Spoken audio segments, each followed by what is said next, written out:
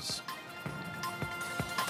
Let's stay with schools, shall we? And the Ministry of Education will not provide any financial support for the reconstruction of facilities destroyed during fires in schools.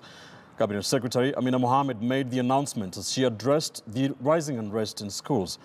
Caroline B. with the very latest.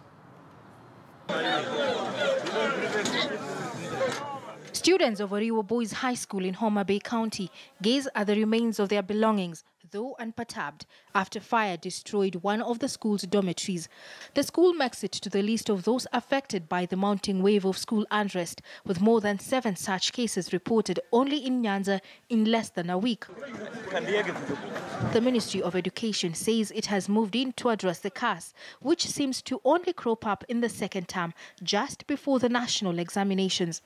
Education Cabinet Secretary Amina Mohammed, however, says the unrest cases reported this year have significantly dwindled compared to the numbers recorded in 2016 and 2017. Since last week, 10 boarding secondary schools have experienced cases of unrest.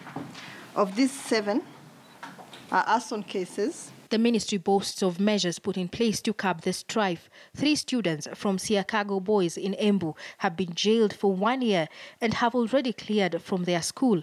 Another 125 students from the affected schools have been arrested as investigations intensify. The Directorate of Criminal Investigations announced that it will archive records of students involved in the school unrest, and the data will later reflect in certificates of good conduct, a move supported by the Education Ministry. And we are not going to allow our children to grow up into arsonists.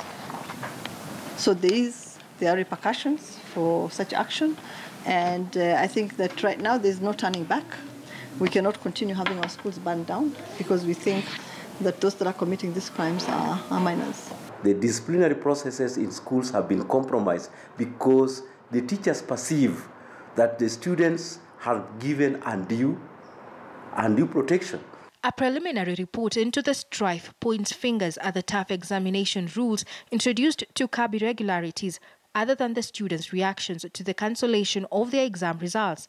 In the case of Ortum High School and Chalby High School, where students attacked non-local teachers in the hope of getting exam leakages. We will not be distracted from sealing off all loopholes to ensure that exams remain credible. We need to have policies which will guarantee good learning environment. All boarding schools henceforth are required to increase the number of teachers on duty, with more focus on dormitories when students are on evening studies.